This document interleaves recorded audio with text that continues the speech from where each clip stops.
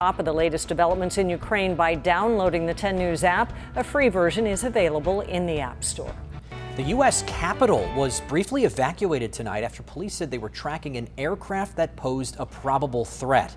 However, the plane turned out to be a military aircraft with people parachuting out of it for a demonstration. The plane was actually carrying members of the U.S. Army Golden Knights, who then parachuted into the Washington Nationals baseball stadium. Two sources told the Associated Press the plane did not report taking off and did not have appropriate clearance. We've learned new details about the deadly bus crash near Fallbrook in 2020 that killed 3 passengers. The NTSB announced it believes speed, worn tires, and driver errors caused this fatal crash. The bus was traveling to Tijuana on the 15 South while it was raining. The driver lost control, the bus overturned. 3 people died, 21 others were hurt. The NTSB says the bus was going 73 to 75 miles an hour just before this crash, which investigators say was too fast for those wet road conditions.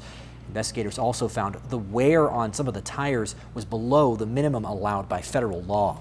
Today, the Secretary of Veterans Affairs, Dennis McDonough, is in San Diego listening to ways the VA can improve the lives of our veterans here. ABC 10 News reporter Mimi Alcala is joining us now live in La Jolla with more from his visit. Mimi? Hi, Kimberly. And McDonough was joined by Representative Mike Levin, who spoke about the renaming of the medical center here in La Jolla after a San Diego Army veteran who was killed in action. The Secretary of Veterans Affairs, Dennis McDonough, spoke with us after touring the San Diego VA Medical Center in La Jolla. I say this to people all the time. I was nominated by the president, I was confirmed by the Senate, but I work for the vets. He says challenges he's heard of from our local veterans and community leaders are issues with transportation support in the VA system, the tight housing market, homelessness, and making sure veterans feel safe coming into VA facilities for care, especially coming out of COVID. He says immediate action is underway to address these issues. The president just submitted a budget request that grows the health care budget at about 12%. Rob Smith, Dr. Smith, could not have been more clear that we got to get our act together in Washington on fixing this transportation.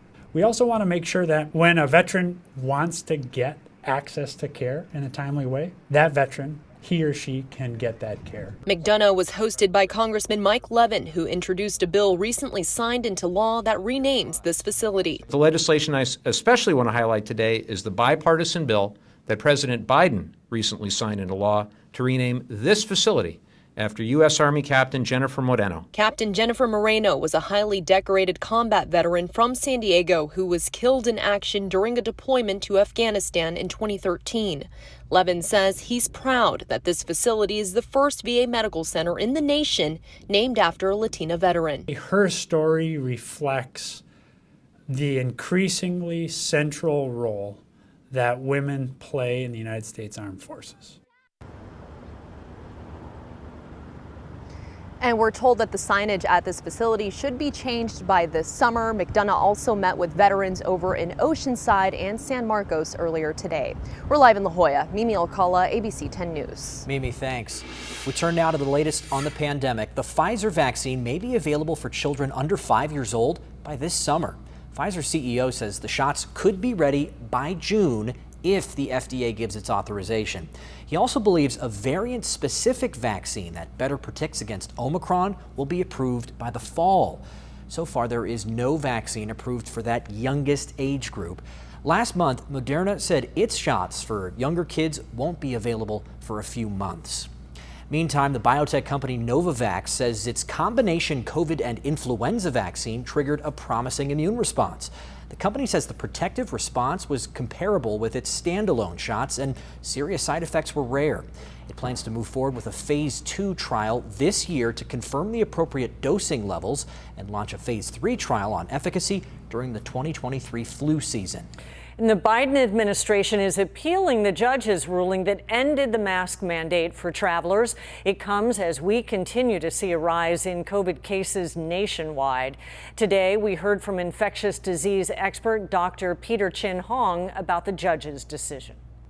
It sets really scary precedent for a time when we think about public health emergencies and whether or not judges and politics can override what the CDC is saying. As ABC's Rena Roy explains, some officials in certain cities are not dropping their mandate. As COVID cases rise once again across the country, mixed messaging about masking up.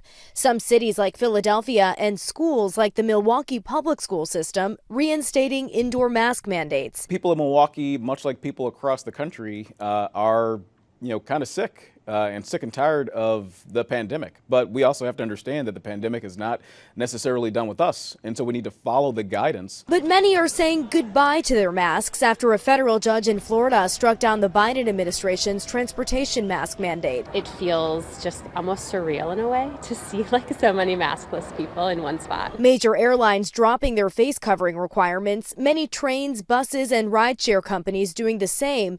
But experts warn it may be too soon. We still have to remember we're in a pandemic, and the CDC continues to recommend people wear that mask in indoor public transportation settings. They can't enforce it, but they recommend it. New infections growing by nearly 23% in the last week, more than half the country seeing a rise in cases, driven by new Omicron subvariant BA.2.12.1, first discovered in New York. We did identify two subvariants of Omicron, which is driving the current spike in cases. We're not panicking about this, we're not changing, but we also want to make sure that we're smart about this. That was Rena Roy reporting. Within the past hour, we learned MTS is now making masks optional.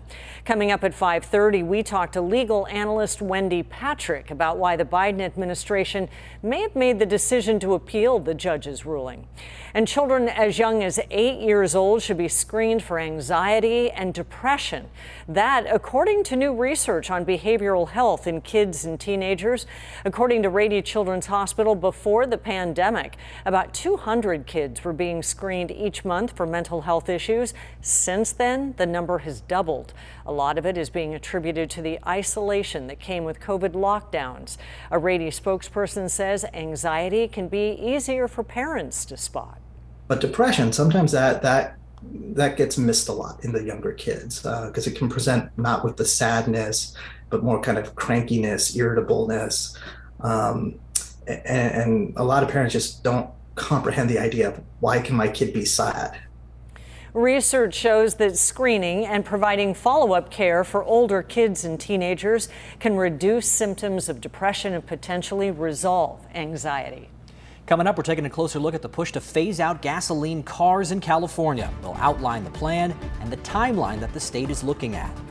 Plus, do you share a Netflix password with anyone? The new crackdown from the company after it lost hundreds of thousands of subscribers. And it's a gorgeous afternoon, but we will see a cool down and a chance for showers. I'm pinpointing all of those changes coming up in your 7-day forecast. Electric car sales in California could triple in the next 4 years. That's what state leaders are proposing to help phase out gas cars.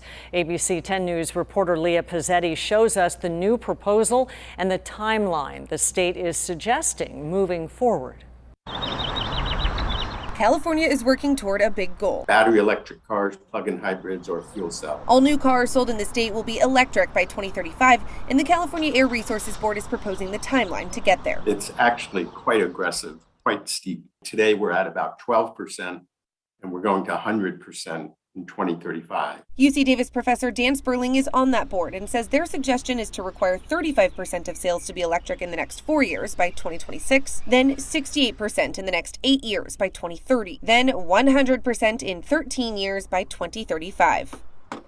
The main goal, the environmental impact. This will be a dramatic reduction in greenhouse gases and a major reduction in air pollution. And one of the big focuses right now is charging stations. This one here in La Mesa is brand new. We're going to need more of these in order to get to this goal. The state making a commitment that it will support this initiative, this transformation. And what that means is incentives for people to buy the vehicles. Means making sure that there's charging infrastructure. A recent SDG&E report reveals that with the increase in electric vehicles on the road, more than 155,000 chargers will be needed in San Diego, meaning more than 16,000 public chargers will be needed to build every year to keep up. Sperling says it's an aggressive goal, but a necessary one. This is really important for California. It's really important for the world. We are transforming our automobile industry and our transportation system. Leah Pizzetti, ABC 10 News. And next, this proposal will be reviewed by the board in June and given time for public comment. It will then be adopted in August. It goes into law. Spearling says there could be some updates to the percentages, but he anticipates a version of this to move forward. Volkswagen is gunning for Tesla. The automaker is making a push to take the top spot in the electric vehicle market. Volkswagen announced it will phase out all gas-powered vehicles from its U.S. lineup within the next decade. And from then on, it will only sell electric cars. The company plans to spend more than $7 billion over the next 5 years to boost its EV research, development, and manufacturing capabilities. Plastic cups and forks will soon be banned in LA County restaurants. The Board of Supervisors in that county gave final approval to that ordinance last night. The measure requires all food service items in restaurants and food facilities in unincorporated areas of LA County be recyclable or compostable. That includes containers, cups, dishes, and cutlery. The county will also ban styrofoam products.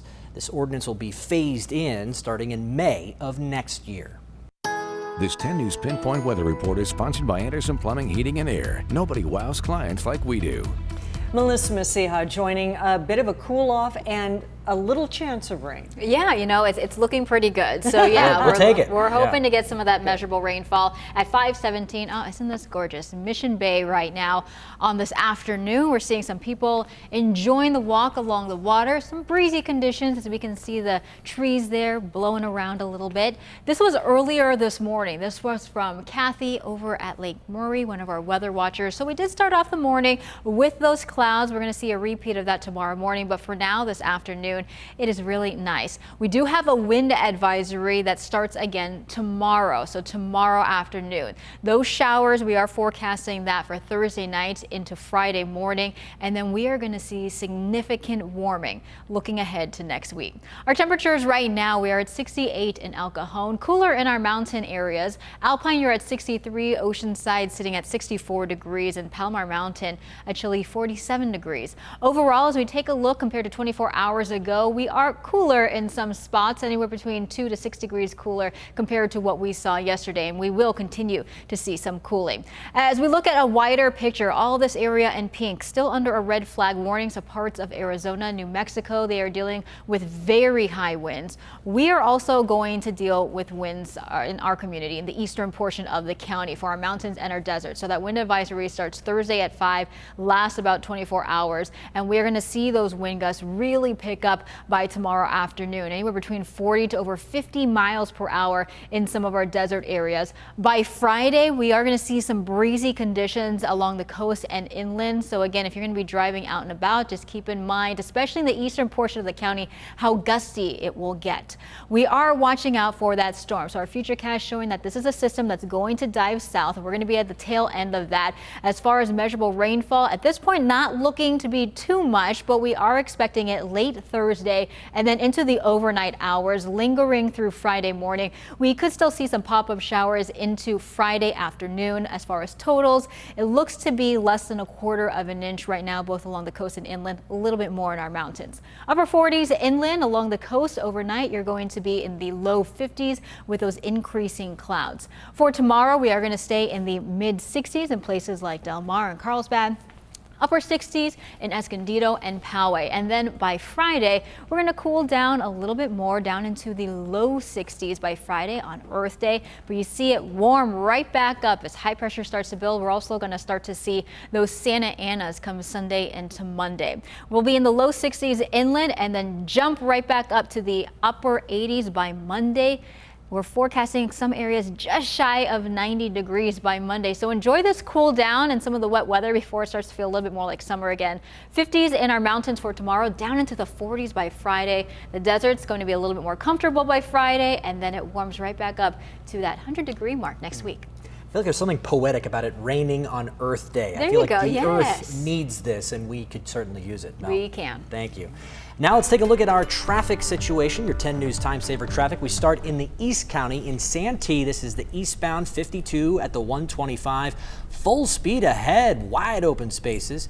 And let's swing around to the North County, though. Much different situation. This is in Escondido heading towards San Marcos. The westbound 78 and the eastbound 78 at Nordall Road, very crowded tonight. Netflix is considering major changes that could impact your wallet.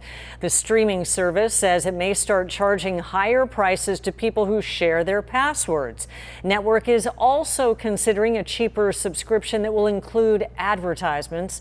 And the move comes after the company lost 200,000 subscribers so far this year, tanking the company's stock. Today, the stock continued to fall, dropping more than 35%. This after signing plush contracts with high-profile people.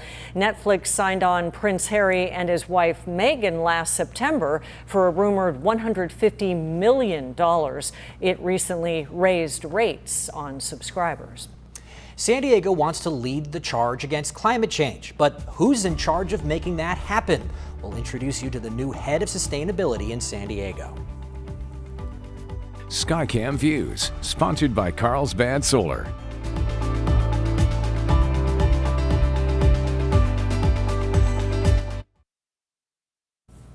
After a year-long search, the city of San Diego has a new chief sustainability officer, and she's joining a team that's trying to make the city a more eco-friendly place to live and work.